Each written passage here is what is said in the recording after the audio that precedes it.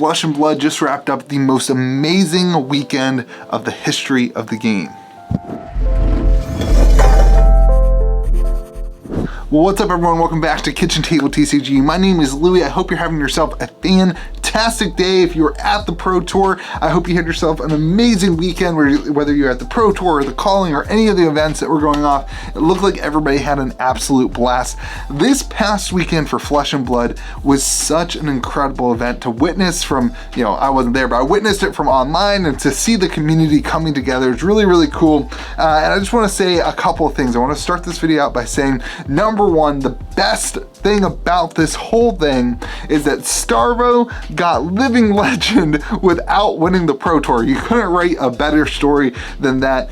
Congratulations to the winners. I got their names written down. Matthias, I believe, for winning the Calling, and Pablo for winning the Pro Tour. Congratulations. Really, really incredible to see the world stage coming together in the United States to play the games in the Flesh and Blood. Really, really cool. I don't think that anybody can look at this possibly and have any negative towards it. It seems like across the board it was a huge success, a lot of really cool stuff. In this video I want to call out some of those really cool stuff, but then I want to ask this question of, is this Flesh and Blood? Is this all there is to it, or is there more, and what is next for the game? Because we all know that there is more for the game than just this weekend. So I want to talk about some of the things I think looking forward is what is next for Flesh and Blood now that we come out of this amazing weekend. So first off, shout out to those winners, but then also, man, what an incredible event to LSS. James White just must be on the plane right now, going back to New Zealand, just being like watching the sunset set in the background of an amazing event. Must just, his entire vision coming together of everyone coming together in the Flesh and Blood from across the world to play together. Really, really cool. Alan, great, amazing person, is organizing all the tournaments and all that stuff. Really, really cool to see the team come together to create this stuff. So the event was super successful. Everyone who didn't go, including myself, was like, man, I wish I could have been there. I have no regrets. I had to stay home with my family, and my wife worked 36 hours this weekend, crazy. But James White got his dream of getting everybody together. But now, like, what's next? The question is this Flesh and Blood? And my answer, and I believe the answer even James would have from LSS, is no, that this isn't all that Flesh and Blood has to offer to the trading card world. This is a big, huge snapshot that needs to be celebrated, that needs to be explored, needs to be enjoyed for sure. But this isn't it. This isn't the pinnacle. This isn't the climatic moment in the Flesh and Blood history. There's much more to come.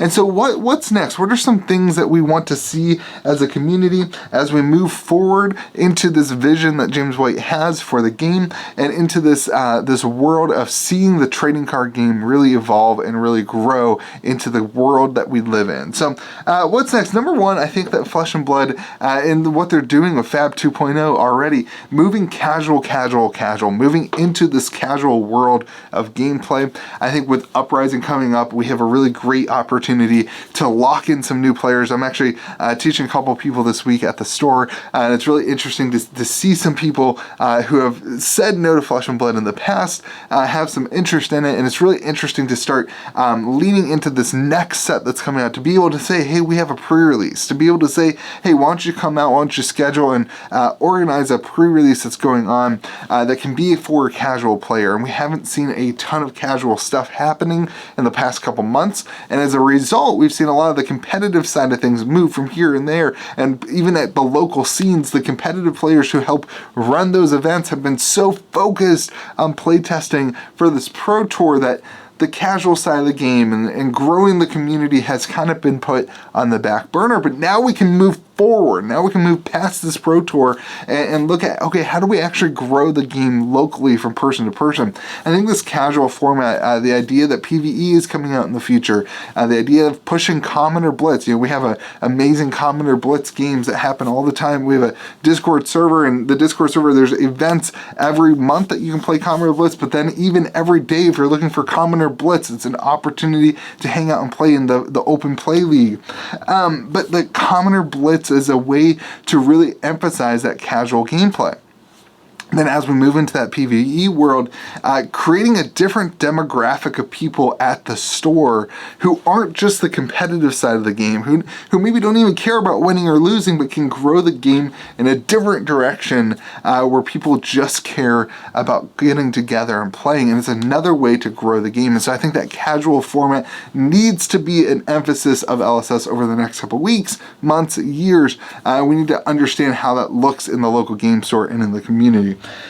The second thing that I would like to see moving forward, the second thing I'd like to see after this Pro Tour, and we saw a lot of information come out of that James White interview about the play testing that they did for Bravo Star of Show, who obviously was overpowered. Obviously, the joke James White said was ship it, right? It obviously got around some of the play testing as a result of Briar and a result of Chain receiving some nerfs post play testing. And so I would like to see a little bit more balance, especially moving into Uprising. I think that would be 3 sets in a row. If Uprising heroes aren't balanced, that would be another set, 3 sets in a row that kind of introduces this negativity and this questioning of the playtesting. And for Flesh and Blood to grow, the confidence in the game has to be there. And so I want to see an increase in playtesting. I want to see an increase in that dynamic. I think that's really, really important leading into Uprising, that the meta is kind of figured out before the community breaks it, and that we have some of the stuff that happened where people didn't want to go into the LGS and play against Bravo because it was the same thing. It wasn't fun to play against. It wasn't fun to interact with. And so I think Uprising needs to introduce this really fun meta. I think we saw some of that in the Pro Tour. Listen, the Pro Tour this past weekend, the meta was phenomenal. All of the changes that they made to Starvo seemed to have really knocked him down a peg and put him really evenly keeled in the meta. And the way that they addressed the meta post-release was phenomenal. I just don't want to see us go through that again for 3 months. I don't want to see the community go through and local scenes and whatever have to deal with that for 3 more months. I want to see that have happened in the past. And so it's really cool. And I think if you take a look at what happened with the Pro Tour, you saw their playtesting come to fruition, post-release again. You saw their playtesting and their solution come to fruition in the Pro Tour, and it turned out to be an amazingly balanced Pro Tour. We had, I think, 5 different heroes in the top 8. Don't quote me on that, but you had a bunch of different heroes in the top 8. Starvo was about the same percentage that he was of the meta in the top 8, so it wasn't broken. It was kind of scaled really, really well. I think that was a huge win, and so I would like to see that emphasis of fixing it before it happened with Uprising. And then this last side is kind of 2 things, but we saw, I guess, another really great thing this weekend: the increased social media presence and the increased posting and the increased interaction with different content creators on Twitter. And that's such a win for the community. And then from an LGS perspective, I'd love to see some interaction and changes with the distribution model. We've talked about the channel fireball stuff and all those kinds of things. So as Flesh and Blood moves from this Pro Tour, it's so much fun to look back and to celebrate. And again, LSS, an amazing job. And I'm sure the team going back to New Zealand needs to take a break and needs to get a rest, because I'm sure it was an emotional week for them, an emotional weekend for them to see and to interact and to talk to everybody who's just fallen so in love with their game. But after we're done celebrating, there's a lot to look forward to. And I look at this Pro Tour and I felt like, man, I missed out on it, right? I was like hanging out with my kids. I had no regrets about not going. I felt like I missed out on it though, like as a community member. But then I realized, like, this is just the first Pro Tour. This is the first of many, many, many, many Pro Tours that we'll get to go to.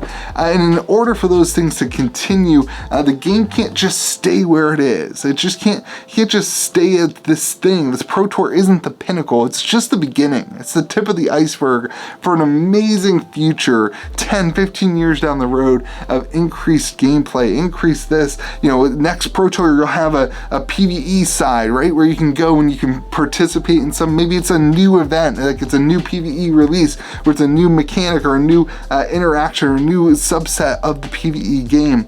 And so I think there's a lot of really cool things, and I don't want to just focus on this is amazing. I also want to focus on, where we're going. going is even more amazing, and that's really cool. So anyway, again, congratulations to the winner of the Pro Tours, the Pro Tour and the Calling, and congratulations to LSS for an amazing event. Really, really cool to see. If you went to the Pro Tour, let me know what your favorite part of it was in the comments section. If you missed out on the Pro Tour, let me know why you missed out. You know, give your excuses like the rest of us. Hope you have yourself a fantastic day. Remember to be kind to the people around you. We'll see you again next video.